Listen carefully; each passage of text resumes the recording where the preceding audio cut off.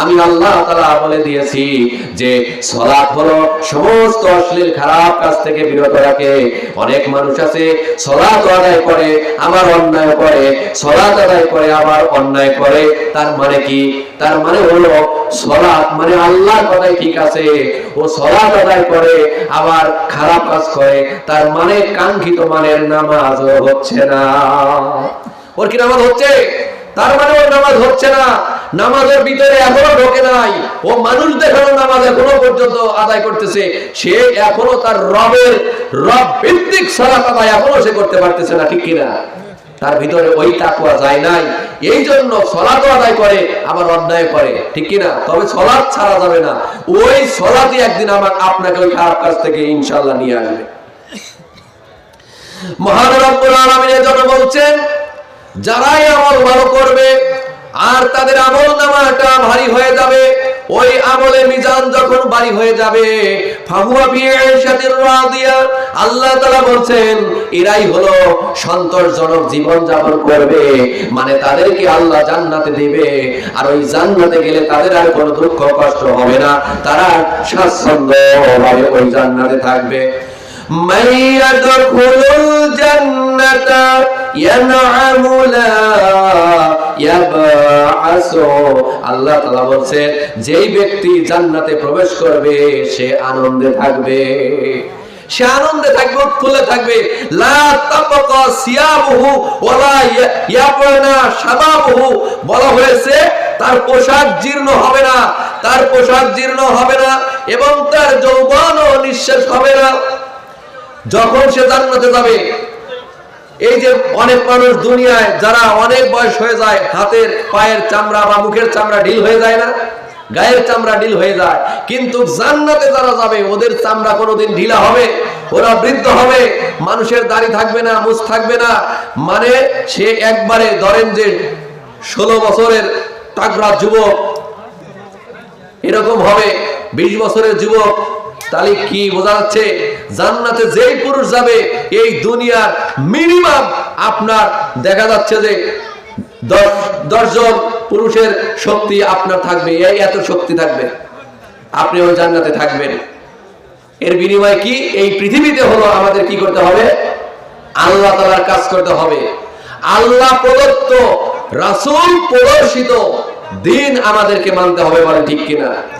অন্য বর্ণনায় বলা হয়েছে রাসূল সাল্লাল্লাহু আলাইহি সাল্লাম বলেছেন, ইউনাদি মুনাদিন ইন্না লাকুম আন তাসিহু ফালা তাস্তাকুমু আবাদান। আল্লাহর নবী বলেছেন জান্নাতবাসীদের উদ্দেশ্যে একজন ঘোষক ঘোষণা দিয়ে বলবেন, তোমরা কখনোই পীড়িত হবে না, পীড়িত মানে তোমরা কখনো রোগাক্রান্ত হবে না, তোমাদের কোনোদিন রোগ হবে না।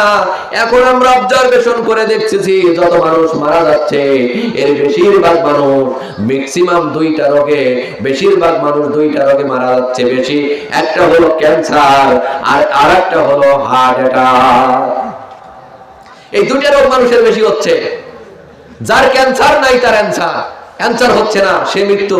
আবার হার্ট এরকম মানে সিস্টোলিক এন্ড ডায়াস্টোলিক হচ্ছে, মানে সংকুচিত সম্প্রসারিত হচ্ছে।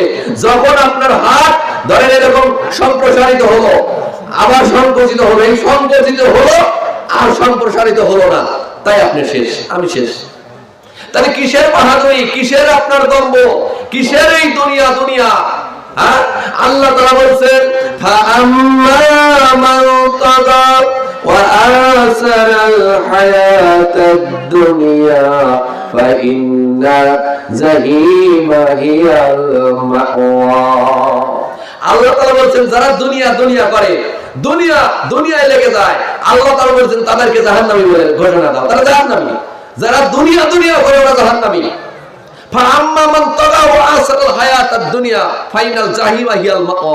যারা দুনিয়ায় লেগে যায় আর আল্লাহর আইনকে যারা লঙ্ঘন করে, আল্লাহর আইন যারা মানে না, আল্লাহর আইনকে বাদ দিয়ে যারা মানব রচিত আইন রচনা করে, মানব রচিত আইনের মাধ্যমে সমাজ থেকে শুরু করে জাতিসংঘ পর্যন্ত মানব রচিত আইন যারা রচনা করে, আল্লাহর আইনকে বিদ্রোহ করে, আল্লাহর আইন যারা মানে না, আল্লাহ সুবহানাহু ওয়া তাআলা বলেন ফাইনাল জাহিমা হিয়াল মাওয়া, এরাই হলো আল্লাহর জাহান্নামী, এরাই জাহান্নামে চলে যাবে। দুনিয়া দুনিয়া কিসের দুনিয়া? এই দুনিয়া দুনিয়া যখন করবেন আপনি আখিরাত ফেল করবেন। আর আখিরাত করলে আল্লাহ বলবেন যে আখিরাত যখন তুমি আখিরাতে রেখে যাবে, দুনিয়া এমনি তোমার পার তলে চলে যাবে। ঠিক কি না? আপনি যখন টাকা টাকা করবেন, টাকা খালি দৌড়াবে, টাকার পিছনে আপনারা দৌড়ান লাগবে। আর যখন আপনি টাকার কথা ভুলে গিয়ে, আল্লাহ বলছেন যে আমার অনেক বান্দা আছে যারা আমাকে ডাকতে ডাকতে তার নিজের জন্য কিছু চাওয়ার আর সে সময় পায় না, আল্লাহ বলেন ও চাওয়ার আগেই আমি সেগুলো পুরো করে দেব। আপনি দুনিয়ায় লাগবেন, দুনিয়া আপনাকে ফেল করবে। দুনিয়া কেমন উদাহরণ দেব। এই জালসা শোনার পরে আগামীকাল আল্লাহ তাআলা সবাইকে হায়াত দারাজ করুক, কালকে পানির মধ্যে নেমে হাঁটু পানিতে নামবেন, নেমে দুই হাত দিয়ে এরকম পানি ধরবেন, দুই হাত দিয়ে পানি এরকম ধরে উঠাবেন, দেখবেন যে পানি উঠবে কিনা। পানি উঠবে? বলেন তো, এরকম দুই হাত দিয়ে পানি ধরলে পানি উঠবে? পানি যেরকম মানে আপনার হাতের সঙ্গে খেয়ালত করবে, মানে এই হাতের আঙ্গুলের ফাঁক দিয়ে ওই পানি বের হয়ে চলে যাবে। অনুরূপ ভাবে যারা দুনিয়া দুনিয়া করবে, এই দুনিয়া ওই পানির মতন তাকে ফাঁকি দিয়ে তাকে জাহান্নামে নিয়ে যাবে। আপনি দুনিয়া দুনিয়া করতেছেন, মৃত্যুর চিন্তায় একটা বারের জন্য কর না। আয়েশা সিদ্দিকা রাদিয়াল্লাহু তাআলা আনহার কাছে এক মেয়ে মানুষ এসে বলতেছে, আমার অন্তর এত শক্ত হয়ে গিয়েছে, আর ভালো কিছুই আমার ভিতরে ঢুকছে না, আমার অন্তর বড় শক্ত হয়ে গেছে। আয়েশা সিদ্দিকা রাদিয়াল্লাহু তাআলা আনহা তাকে একটা ওসিয়ত করলেন। কয়টা? একটা ওসিয়ত করে বললেন, তুমি মৃত্যুর কথা স্মরণ করো, বেশি বেশি তুমি মৃত্যুর কথা স্মরণ করো। এই একটা ওসিয়ত করে দিলেন। কিছুদিন পরে ওই মেয়ে এসে বলতেছে, আপনি এমন একটা ওসিয়ত করে দিয়েছেন যে এই ওসিয়তটা আমি আপনার কথায় মেনেছি, এই মৃত্যুর কথা স্মরণ করতে গিয়ে আমি এখন দুনিয়ার সব ভুলে গিয়েছি, আমার অন্তর এখন বড় নরম হয়ে গেছে। মানুষ মৃত্যুর কথা যত সময় মানুষের আপনার স্মরণে না আসবে, তত সময় ভালো করা কঠিন হয়ে যাবে, কঠিন। তাছাড়া ওকে ভালো করা যাবে না, ওই 180 মাইল বেগে অন্যায়ের দিকে ছুটবে। আর যখনও মনে করবে যে আমার মৃত্যুবরণ করতে হবে, তখন ও স্টপ হবে, তখন থামবে যে আমি তো চলে যাবো, এত দৌড় কিসে। হ্যাঁ, আল্লাহ রাসূল সাল্লাল্লাহু আলাইহি সাল্লাম বলেছেন, নির্ধারিত হায়াত, নির্ধারিত রিজিক তোমার কাছে না পৌঁছানো পর্যন্ত তোমার কাছে মাউত পৌঁছাবে না। কোন প্রাণীর আল্লাহ তাআলা বলেন খলাকাহু ফাকাদ্দারহু তাকদীরা, আল্লাহ বলেন মানুষকে সৃষ্টি করার সঙ্গে সঙ্গে তার তকদিরও আমি লিখে দিয়েছি। মায়ের পেটে আমরা যখন 4 মাস বয়স, ওই সময় আমাদের ভিতরে রূহ দেওয়া হয়েছে।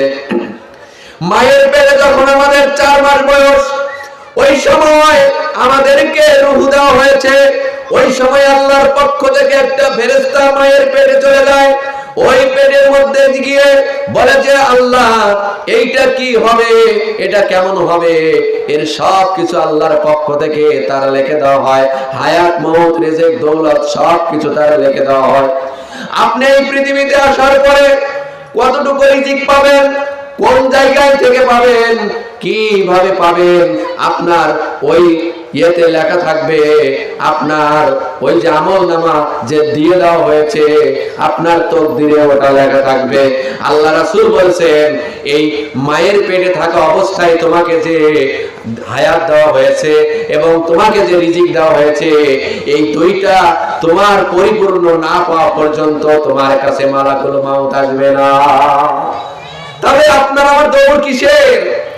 আপনার নির্ধারিত রিজিক না পাওয়া পর্যন্ত আপনার কাছে মালাকুল মাউত আসবে না। তাহলে কেন আল্লাহ রাসূল বলছেন, তাহলে তুমি ওই রিজিক পেতে তাড়াহুড়ো করো না, প্লাস অসৎ পন্থা তুমি অবলম্বন করো না। বহু মানুষ আছে তাড়াহুড়ো করে বড়লোক হওয়ার জন্য টাকায় টাকা লাগায়, অন্যায় করে। এরকম আছে কিনা? এরকম করা যাবে না। করা যাবে? সুদ খাওয়া যাবে? ঘুষ খাওয়া যাবে?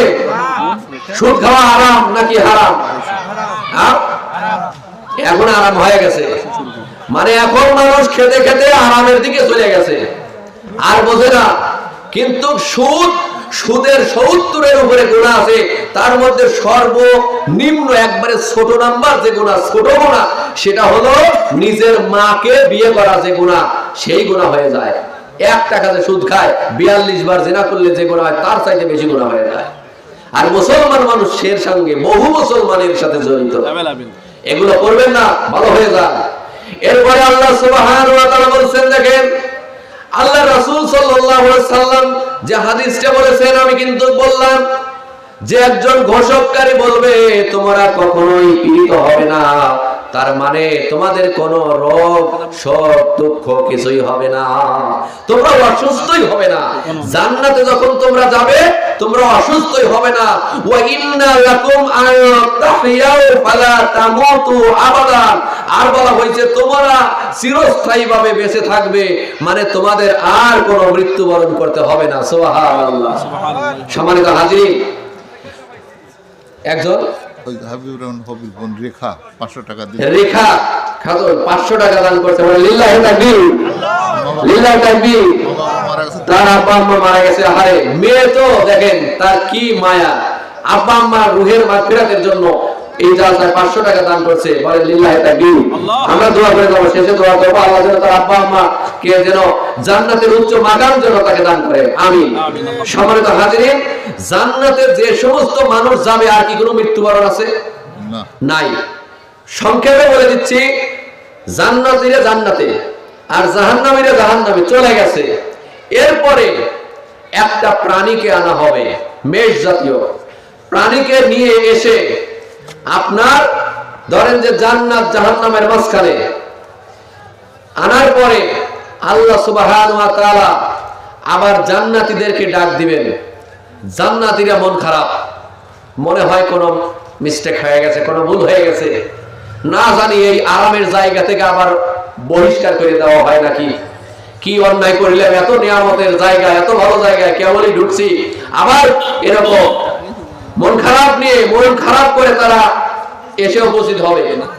আবার যখন জাহান্নামীদেরকে ডাকা হবে, ওই জাহান্নামীরা খুশিতে আত্মহরা হয়ে যাবে, আরে আমাদের মনে হয় জামিন হয়ে গেছে, আমাদের মন আর জেল খাটতে হবে না, আমাদের মনে হয় জাহান্নাম মুক্ত হয়ে গেছে, এখনই আমাদেরকে বাহির করা হবে। এই খুশি নিয়ে আর জান্নাতীরা মন খারাপ নিয়ে যখন একত্রিত হবে, আল্লাহ তাআলা বলবেন, ও জান্নাতীরা, এই যে প্রাণীটা তোমরা দেখতে পাচ্ছ, এই প্রাণীটাকে তোমরা কি চেনো? জান্নাতীরা বলবে, অবশ্যই চিনি, এর নাম এটা কি? এরা হলো মাউত, এইটাই হলো মাউত। এরপরে জাহান্নামীদেরকে আল্লাহ বলবেন, বলো তো এই প্রাণী কি? তারাও বলবে এটা হলো মাউত, এইটাই হলো মাউত, এই মাউতের মাধ্যমে তো আমরা চলে এসেছি। এরপরে আল্লাহর পক্ষ থেকে ওইটাকে জবে করে দেওয়া হবে, ওই মাউতটাকে জবে করে দেওয়া হবে। জবে করে দেওয়ার পরে জান্নাতীদেরকে বলা হবে, তোমরা জান্নাতে চলে যাও, চিরস্থায়ীভাবে জান্নাতি হয়ে যাও। আর জাহান্নামীদেরকে বলবে, তোমরা এখন জাহান্নামে চলে যাও, চিরস্থায়ীভাবে তোমরা জাহান্নামে থাকো, আর তোমাদের মৃত্যু হবে না। মাথা হবে, মাথা নষ্ট। এই জন্য সম্মানিত হাজির, আমাদের কি করতে হবে? আমলে সলে করতে হবে, আমাদের ভালো ভালো কাজ করতে হবে, ঠিক কিনা? সম্মানিত উপস্থিতি, আপনারা জানেন কাল কঠিন কিয়ামতের মাঠে, কাল কঠিন কিয়ামতের মাঠে বলেন তো কোন সামিয়ানা থাকবে? এই যে সামিয়ানার নিচে যে আপনারা বসেছেন, আলো আছে কত সুন্দর, বলেন তো আখিরাতে কি এরকম থাকবে? থাকবে না। তবে দুইটা কারণে মানুষ সামিয়ানা অথবা ছায়ার নিচে থাকতে পারবে। আপনার 7 শ্রেণীর মানুষ হলো আল্লাহর আরশের ছায়ায় থাকবে, সুবহানাল্লাহ। 7 শ্রেণীর মানুষ, তার মধ্যে এক শ্রেণীর মানুষ হলো ইমামুল আদিল, যারা ন্যায় বিচারক শাসক, ন্যায় বিচারক শাসক আল্লাহর ওই আরশের ছায়ার নিচে থাকবে। এরপরে যেই সমস্ত মুসল্লিরা মানে মসজিদে নামাজ পড়তে যায়, মসজিদে নামাজ পড়ে বাড়িতে আসে, অথচ তার অন্তরটা মনে হয় মসজিদে ঝুলে থাকে, সুবহানাল্লাহ, মানে অন্তরটা মসজিদেই থাকে, এরকম শ্রেণী। এরা কি করবে? আল্লাহর আরশের ছায়ায় থাকবে। আর আরেক শ্রেণী আছে যে আপনার যারা এই পৃথিবীতে ভালো ভালো জায়গায় যারা দান সদকা করে, দান সদকা, এখন ধরেন এই যে বাড়িটা যে দেখা যাচ্ছে, আমি যদি এই জালসা শেষে বলি যে এই বাড়িটা আমার, বলেন তো আপনারা মেনে নিবেন? না। অন্তত যারা জ্ঞানী মানুষ তারা বলবে যে আচ্ছা বুঝলাম তোমার বাড়ি, কোন সূত্রে, তুমি দলিল দেখাও, ঠিক কিনা? বলবে না? বলবে কিনা? একটা উদাহরণ দিয়ে বলি। আমি ধরেন যে আগে 4% জায়গা রাখলাম, যাদের জায়গা রাখলাম ওদের ভাই বোন সবাই মিলে 4, আর বড় ভাই 1% 1 পয়েন্ট পাইছে, ও সে সময় দিল না, আমার কাছে বিক্রি করলো না, পরে বেশি দামে বিক্রি করলো। আগে ওখানে 30,000 করে কিনলাম, পরের বছর ও প্রায় 60,000 দেওয়া লাগবে, বাধ্য 50,000 টাকা দিয়ে কিনা লাগলো। কিনলাম, কেনার পরে এখন চিন্তা করলাম যে এই জায়গার তো খাজনা খারিজ করা লাগবে, ঠিক কিনা? এখন খাজনা খারিজ করতে যায়, খারিজ করতে গেছি জোরগাছায়, এখন এরকম সব বলিও বাই করে বলতেছে যে না আপনার এই নামে তো কোনো জায়গা নাই। বললাম কেন? আমি 50,000 টাকা দিয়ে জায়গা কিনছি, 6,000, তখন 6,000 টাকা নিয়েছিল আপনার রেজিস্ট্রি করতে, 6,000 টাকা দিয়ে রেজিস্ট্রি করছি। কয় না, এই জায়গা হলো যার নাম নিল সে নাম হলো পরিতন নিসা। বললাম আল্লাহু আকবার, বলে কি মাথায় নষ্ট হয়ে যাচ্ছে, টাকা দিয়ে জায়গা কিনলাম আর জায়গা চলে গেছে আর এক নামে, কি সমস্যাটা কি? আমি তো বুঝি না তত। আবার যারটিন কিনেছি ও সহ যে রেজিস্ট্রি করে দিছিল, এই যে আপনার কি ইউনুস মোহরি নাকি, এর কাছে রেজিস্ট্রি করেছিলাম, আপনারা হয়তো চেনেন। জয়া বললেন যে আমার জায়গা পরিতন নিসার নামে গেল কিভাবে? কয় দেখি, এখন এইরকম দেখে আমি তো বুঝি না, এখন এরকম দেখে উল্টাপাল্টা করে বলতেছে ভাই আমাকে নানা বলে। কয় নানা ভাই দাগ নাম্বার ভুল হয়েছে, আর দাগ নাম্বার ভুল হলে জমি তো থাকে না, তাই না? ধরেন আমার জায়গা দাগ নাম্বার হবে 580, আর ও লিখে দিছে 585, তাহলে তো চলেই যাবে নাকি? জায়গা চলে গেছে আর একজনের নামে, এখন কি করি? বললাম তাহলে সারিয়ে দাও। কয় ভুল হয়ে গেছে। এখন সার্ভের কাছে যাওয়া হলো, কয় যে এটা যদি আপনি সারিয়ে না আনেন ভবিষ্যতে যায় সমস্যা হবে। এখন বললাম তাহলে কি করা যায়? কয় যে পুনরায় লিখে নেওয়া লাগবে, পুনরায় লিখে নিলে 8,000 টাকা লাগবে। এখন যে জমিওয়ালা মূল মালিক, চাচা মূল মালিক আছে, আর কয় বাজান কি করবে, ভুল তো হয়ে গেছে, আমি তো বাইসে আছি, তুমি আবার লিখে নাও। আবার আমি কি করলাম? লিখে নিলাম। আমার কত গেল তাহলে? ওই গেল 56,000, আবার এই গেল 8,000, তাহলে হিসাব করছেন, তাই না? তাহলে হিসাব করেন যে আমি যে একজনের বাড়ির মালিক হব, সেই মালিক হতে আমার কি মূল দলিল লাগবে না? বলবে যে বেটা তুমি যে জায়গার মালিক, তুমি যে বাড়ির মালিক হতে যাচ্ছ, দলিল দেখাও। দলিল সব করতে হবে, দলিল যার জায়গা তার, বলেন ঠিক কিনা? কাল কঠিন কিয়ামতের মাঠে এই দুনিয়াতে যারা আপনার আমলে সলে করছে, দান সদকা করেছে, এই যত দান করছে প্রত্যেকটা দান তার কিয়ামতের মাঠে এই তার মাথার উপরে এই সামিয়ানা হয়ে আসবে, সামিয়ানা হয়ে ছায়া দিবে। যেদিন ওই সূর্য, এই সূর্য আজকে দেখেন কোথায় রয়েছে, আপনার সব আপনার প্রথম আসমানে আছে, কিন্তু অনেক দূরে, 9 কোটি 30 লক্ষ মাইল দূরে আছে। ওজন লেয়ার আছে, ওজন স্তর আছে, এরপরে এত দূর থেকে এসে আস্তে করে রোদ দেয়, তাও আমরা থাকতে পারি না। আর সেই দিন কত উঁচুয় সূর্য থাকবে না, সেদিন সূর্যটা মানুষের মানে 2টা আসছে, মাসলা আসছে। কেউ বলছে যে মাথা থেকে 1 মাইল উপরে থাকবে, আবার কেউ বলছে সামান্য সামান্য মাথার উপরে থাকবে, এবং ফুল ভরছে, হিট দিবে। এই হিটে মানুষের মাথার মগজ গলে গলে নাকের ছিদ্র, কানের ছিদ্র দিয়ে বেয়ে বেয়ে পড়বে, শরীর ঘেমে এমন অবস্থা হবে। আমি হাদিসটা আপনাদের সামনে আমি লিখে নিয়ে আসছি। আল্লাহ রাসূল সাল্লাল্লাহু আলাইহি সাল্লাম বলছেন, ওই মানুষ কিয়ামতের মাঠে মানুষের শরীর ঘামবে, শরীর ঘামবে। আল্লাহ রাসূল বলেছেন যে এমন ভাবে ঘামবে, তার ওই ঘামটা, ওই ঘামে তা কারো হাঁটু পর্যন্ত, কারো কোমর পর্যন্ত, কারো গলা পর্যন্ত, এমন কি এই যে মানে পশুদেরকে যে লাগাম পরিয়ে দেওয়া হয় না, ওই রকম মানুষের লাগাম, ওই মানুষের গায়ের ঘামের পানি লাগাম হয়ে যাবে এমন অবস্থা, আর সূর্যের হিট, তাহলে ওই জায়গায় ওইভাবে দাঁড়িয়ে থাকা লাগবে। হিসাব করছে। তারপরে যারা দান সদকা করেছে ওইটা হলো মানুষকে হেফাজত করবে। সুবহানাল্লাহ। এই জন্য আমি আপনাদের সম্মুখে হাত বাড়াবো, এটা আসলে কালেশ্বরের জালসা না, এই আপনাদের হেল্পে এই এরকম মানে পরিবেশ করা হয়। এই জন্য আমার বড় ভাই চাঁদ ভাই প্রতি বছরই আপনাদের সহযোগিতায় এইরকম অ্যারেঞ্জমেন্ট করে।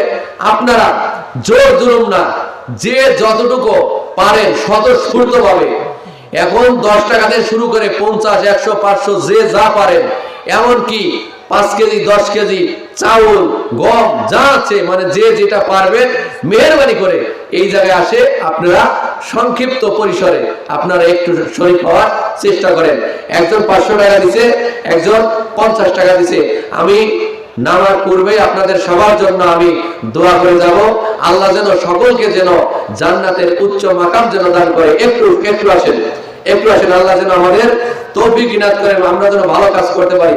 আসেন আল্লাহর বান্দারা, সামান্য, আমি বেশি সময় নেব না। আর যদি না জাগে তাহলে কি শেষ, জাগলেই ইহকাল, না জাগলে পরকাল।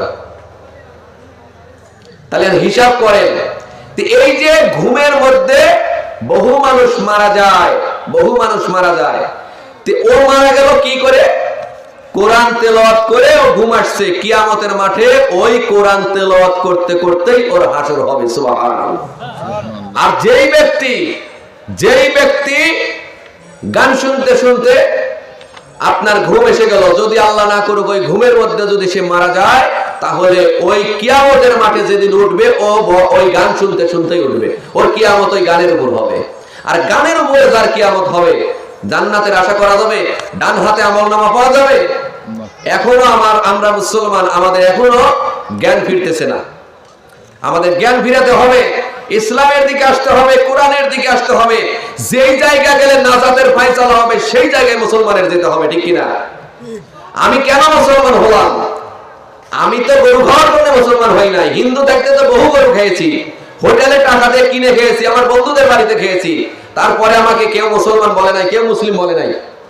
যখন আমার বাড়ি ছিল দিগুলিয়া থেকে আমি এসে সাতিয়া মাওলানা মাহাতাবউদ্দিনের হাতে যখন জুমার দিনে আমি যখন তার হাত ধরে কালেমা লা ইলাহা ইল্লাল্লাহু মুহাম্মাদুর রাসূলুল্লাহ যখন বললাম, তখন সবাই বলল, ছেলে তুমি আজকে থেকে মুসলমান হয়ে গেলা। এজন্য হাদিসে আসছে, কারার বিল লিসান তাসদিক বিল জিনান আমল বিল আরকান। তোমার জিহ্বা দিয়ে কালেমা তেলাওয়াত করতে হবে, শুধু তেলাওয়াত নয়, অন্তরে বিশ্বাস করতে হবে। আর আমল বিল আরকান, অঙ্গ প্রত্যঙ্গ দিয়ে সেটা আমল করে বাস্তবায়ন করতে হবে। এর নাম হলো ঈমান। অত সোজা না। ঈমান এনে আপনি ঘরে বসে থাকলে হবে? তবে ঈমান তুমি এখন আনলে, এখন আনার পরে কিছুক্ষণ পরে যদি মারা যান জান্নাতে যাবেন, এটা একটা প্লাস পয়েন্ট। কিন্তু যখন আপনি জোহরের আগে ঈমান আনবেন, জোহর নামাজই আপনার উপর ফরজ হয়ে যাবে, তাই না? আর মুসলমানিত্ব টিকেই থাকে সালাতের উপরে। আউয়ালু মা ইউহাসাবু বিহিল আবদু ইয়াউমাল কিয়ামাতিস সালাত ফাইন সালাত সালাত। যখন তার এই সালাতটা মানে ভালো হয়ে যাবে, সালাতের আমল যখন ভালো হয়ে যাবে, তখন তার সমস্ত আমল ভালো হয়ে যাবে। ওয়াইন ফাসাদাত ফাসাদ সাইরু আমালিহি। আর যদি তার নামাজের আমলটা ফাসেদ হয়ে যায়, সমস্ত আমল ফাসেদ হয়ে যাবে। নামাজ এমন একটা গুরুত্বপূর্ণ ইবাদত, এই জন্য আমাদের ভালো ভালো কাজ করতে হবে, আমলে সলে করতে হবে। এখনো আমি গ্রামবাসীকে অনুরোধ করব, আপনারা অনতি বিলম্ব না করে আপনারা অতি তাড়াতাড়ি এই কোরআনের জালসায় এসে বসে যান, ঠিক কিনা? এই জন্য এরপরে আমার মহান রব্বুল আলামিন বলছেন, ওই ব্যক্তি বলবে, আমি নিশ্চয়ই ধারণা করতাম যে আমার জীবন এভাবে যাবে না, আমার জীবনের হিসাব আমার প্রভুর কাছে দিতে হবে। এই দুনিয়ায় আমার প্রভু আমাকে খামোখা পাঠায় নাই। এইভাবে জীবন যাপন করছে। আর যখন তার ডান হাতে আমল নামাটা পড়ে যাবে, ফাহুয়া ফি ঈশাতির রাদিয়া, সে সন্তোষজনক জীবন যাপন করবে। এমন সন্তোষজনক জীবন মানে আল্লাহ ভালো জায়গা যদি দান করে তাহলে কি রকম জায়গা হবে, তার মানে জান্নাত। এমন জান্নাত ফি জান্নাতিন আলিয়া, আল্লাহ তাআলা বলছেন যে সুউচ্চ জান্নাত, বিশাল বিশাল অট্টালিকা ওই জান্নাতের মধ্যে থাকবে। ওই জান্নাতে আপনার ওয়া আজওয়াজুম মুতাহহারা, পবিত্রতম সঙ্গিনী থাকবে। সুন্দর, আপনি ভালো জীবন যাপন করতে যা দরকার। এখন আপনার মাথা ব্যথা করে, সর্দি লাগে, জ্বর আসে, পেট ব্যথা করে, কত অসুখ, কত বিপদ মুসিবত, কিন্তু যখন আপনি এই বিপদ মুসিবতের মধ্য দিয়ে ঈমান নিয়ে যখন আপনি যাবেন, ওই জান্নাতে গেলে আর জীবনে মাথা ব্যথা ধরবে না। জান্নাতে মাথা ব্যথা আছে? জান্নাতে মানুষ বৃদ্ধ হবে, জান্নাতে মানুষের খালি রিল্যাক্স, আরাম আর আরাম। এই জন্য সম্মানিত হাজিরিন, এইরকম যারা অনুভূতি নিয়ে, যারা আখিরাতে জবাব দিতে হবে আল্লাহর কাছে, এই দুনিয়ার কার্যক্রমের হিসাব আল্লাহর কাছে দিতে হবে, এই রকম ফিলিংস নিয়ে যারা জীবন যাপন করবে, আল্লাহ সুবহানাহু ওয়া তাআলা তাদেরকে জান্নাত দিয়ে দিবে। আর ওই জান্নাতে যখন যাবে, কুতুফুহা দানিয়া, আল্লাহ বলছেন যে ফলমূল ওই জান্নাতে যখন সে যাবে, জান্নাতে যাওয়ায় ওই জান্নাতে গাছের যে ফল নিয়ামত, ওই গাছের ফল তার একবারে নিকটে থাকবে, একবারে হাতের নাগালে। তাফসিরে ইবনে কাসিরে আসছে, আপনার আল্লাহ সুবহানাহু ওয়া তাআলা বলছেন যে এদের ফলমূল দাঁড়িয়ে, বসে, শুয়ে থেকে সংগ্রহ করতে পারবে। সুবহানাল্লাহ। কারণ আমাদের এই দুনিয়ার সিস্টেম আর জান্নাতের সিস্টেম কি এক? জান্নাতের সিস্টেম অবশ্যই ভিন্ন। আমাদের দুনিয়ার দেখেন, দুনিয়ায় প্রত্যেকটা গাছের গোড়া কোন দিকে, একটু কথা বলেন।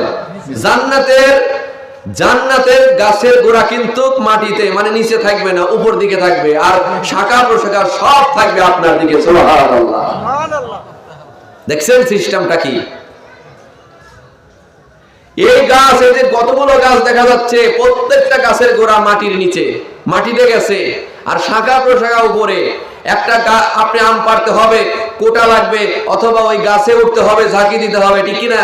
আর জান্নাতে আপনি যাবেন, এই যে দুনিয়ায় যে আপনি কষ্ট করে যাচ্ছেন, প্রচন্ড ঠান্ডা পানি দিয়ে আপনি ওযু করতেছেন, তাহাজ্জুদ করতেছেন, ইশা পড়তেছেন, ফজর পড়তেছেন, পাঁচ ওয়াক্ত নামাজ পড়তেছেন, ইবাদত বন্দেগী করতেছেন, হালাল খাচ্ছেন, হালাল পথে চলতেছেন, ভালো কথা বলতেছেন, মানুষের সঙ্গে ভালো আচরণ, এবং এর মধ্য দিয়ে তারপরে কোরআন হাদিস মানতে গেলে জেল, জরিমানা, কত কিছু আছে কিনা? জীবন দিতে হয়, ফাঁসি কাস্টে ঝুলতে হয় এই কালেমার জন্য। এই যে এর মধ্য দিয়ে ধৈর্য সহ আল্লাহকে নিয়ে আপনি যখন জান্নাতে যাবেন, আল্লাহ বলবে আর কষ্ট নাই, দুনিয়াতে কষ্ট যা হয়েছে শেষ, আর কষ্ট নাই। আর এখন খালি তুমি রিল্যাক্স, তোমার নিয়ামত আর নিয়ামত, খাবে আর খাবে, কোনো ঘুম নাই, জান্নাতে ঘুমও নাই। ঘুম আসলে তো নিয়ামত আপনি খাবেন কখন? রিল্যাক্স সব সময়। আল্লাহ সুবহানাহু ওয়া তাআলা বলছেন, যখন মানুষ জান্নাতের মধ্যে যাবে, এই যে দেখেন মন তৈরি করেছেন, এই মঞ্চে আমরা চগ দিয়ে উঠেছি, আর এই যে মন শক্ত, এরকম স্প্রিং করছে না, কিন্তু জান্নাতে আপনার ওই বিছানাগুলো আপনার সোনার তার দিয়ে বোনানো, ওই বিছানা উঁচু উঁচু থাকবে। যখন আল্লাহর বান্দা বান্দিরা জান্নাতে যাবে, যখন বসবে, বিছানায় যাবে, আস্তে করে বিছানা ওই লিফটের মতো নিচু হয়ে যাবে। যখন আপনি বিছানায় চলে যাবেন, আবার বিছানা উপরে চলে যাবে। আপনার বেডে বালিশ থাকে 2টা 3টা বা একটা। আর জান্নাতে প্রত্যেকটা রুমেই আপনার স্ত্রী থাকবে এবং বেড থাকবে, এবং সেই প্রত্যেকটা বেডে সর্বনিম্ন 8টা করে বালিশ থাকবে, সর্বনিম্ন। সুবহানাল্লাহ। যেভাবে কোন মনে হয় যে রোজা লাগিয়েই গেছে, ওদের রোজা তো আরো 2 সপ্তাহ মনে হয় দেরি আছে, তাই না? যেভাবে সুবহানাল্লাহ কোন, মানে তো আমার তো ভয় ধরে যাচ্ছে যে আসলে রাগ করতেছেন মনে হয়, তাই না?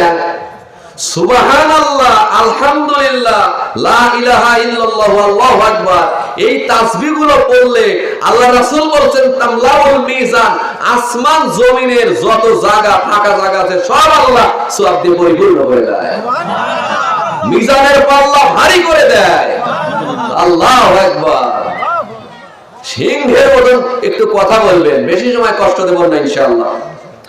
এই জান্নাতের মধ্যে যখন যাবেন আল্লাহ সুবহানাহু ওয়া তাআলা বলবেন কুলু ওয়াশরাবু হানিআম বিমা আসলাফতুম ফিল আইয়ামিল খালিয়া। আল্লাহ তাআলা বলবেন খাও, পান করো, বিগত দিনে মানে দুনিয়ায় যে তোমরা এই যে জেল জরিমানা, কোরআনের কথা বলতে গিয়ে, হাদিসের কথা বলতে গিয়ে তোমরা মার খেয়েছো, জেল খেটেছো, এমন কি তোমাদেরকে ফাঁসি পর্যন্ত দিয়ে দিয়েছে আমার এই দিন কায়েম করার জন্য, আমার এই দিনের জন্য তোমার জীবন দেওয়া লাগছে, তুমি কষ্ট পেয়েছো, তুমি কতই না কষ্ট করেছো, আজকে কোনো কষ্ট নাই, ওই বিগত কষ্টের জন্য তুমি আরামে খাও আর পান করো। সুবহানাল্লাহ। জান্নাতে আর কোনো কষ্ট নাই, জান্নাতে শুধু সুখ আর সুখ, আর কি যে সুখ হবে আল্লাহু আকবার। সে সুখের বর্ণনা দেওয়া কঠিন, একমাত্র আল্লাহই জানে, আল্লাহই জানে যে কি নিয়ামত আল্লাহ তাআলা রেখেছে।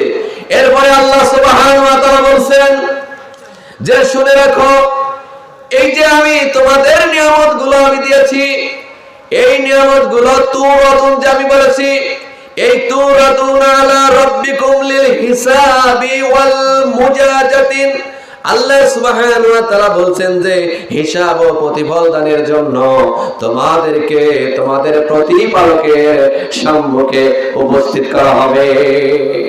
উপস্থিত কিন্তু আমাদের হতেই হবে, কোনো সন্দেহ নাই। এই জন্য সম্মানিত হাজিরিন, আমাদের জবাবদিহিতামূলক জীবন আমাদের পরিচালনা করতে হবে যে আমি এই দুনিয়ায় কয়েকদিন বাঁচবো। আমাদের ফার্স্ট যে স্টেপ ছিল, আমরা ছিলাম প্রথমে মায়ের পেটে, সেই মায়ের পেট থেকে আমরা এই দেখেন চলে এসেছি, তাই না? রূহের জগৎ থেকে মায়ের পেটে, মায়ের পেট থেকে এই দুনিয়ায়, এই দুনিয়া থেকে আবার চলে যাব কবরে, কবরে থেকে আবার হাসরে উঠতে হবে, হাসরে হিসাব নিকাশের পরে তারপরে জান্নাত জাহান্নাম হিসাব আছে, এগুলো আমাদের কাজ করতে হবে। এই জন্য আল্লাহ সুবহানাহু ওয়া তাআলা বলেন ওয়া উদিয়াল কিতাবু ফাতারাল মুজরিমিনা মুশফিকিনা মিম্মা ফি। আল্লাহ তাআলা বলেন শুনে রাখো, অতঃপর পেশ করা হবে আমলনামা, তখন তাদের জানা লেখা থাকবে প্রত্যেকটা মানুষের এই দুনিয়ায় যে কাজকর্ম করেছে এই আমলগুলো তার সম্মুখে যখন পেশ করা হবে, এই পেশ করা দেখেই তা স্টোরিজ হয়ে যাবে যে এটা কেমন আমল রে, এর সব তো মানে লেখা হয়ে গেছে, কোনো কিছুই বাদ দেবে না। আল্লাহ সুবহানাহু ওয়া তাআলা বলেন যে তাদের কৃতকর্ম সব কিছু উপস্থিত করা হবে, টু দি পয়েন্ট, কোনোটাই বাদ থাকবে না।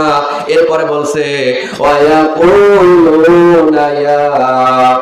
ইয়া ওয়াইলাতানা মালি হাযাল কিতাব লা ইউগাদিরু সাগীরাতান ওয়ালা কাবীরাতান ইল্লা আহসাহা।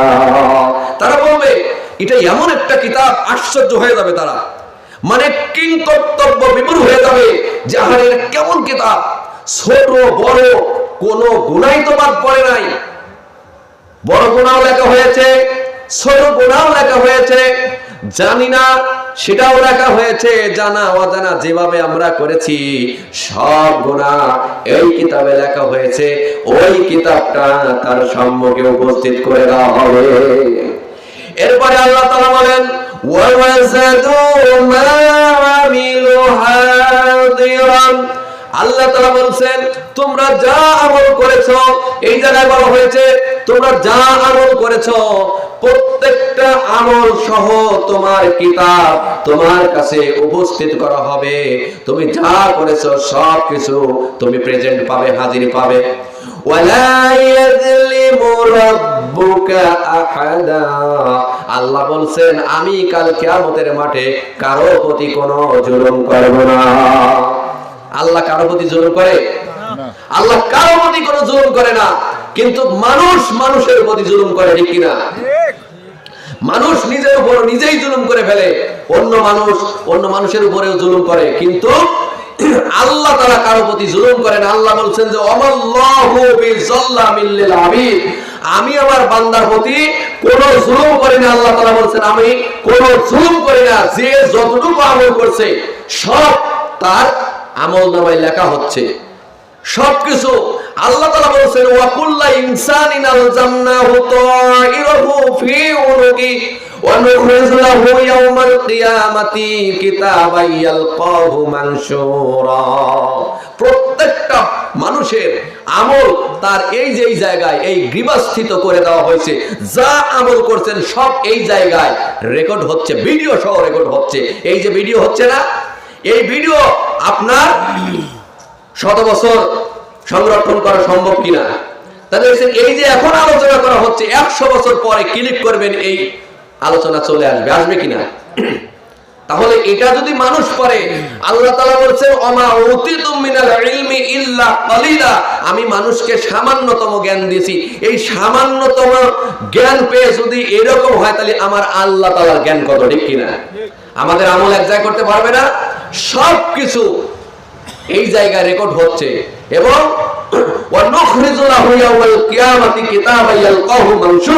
আল্লাহ তাআলা বলেন কাল কিয়ামতের মাঠে প্রত্যেকটা মানুষকে তার কিতাব, উন্মুক্ত কিতাব তার সম্মুখে পেশ করে দেওয়া হবে। মহান রব্বুল আলামিন বলেন ইয়াউমা ইয়াসদুরুন নাসু আশতাতাল লিইউরাউ আমালাহুম।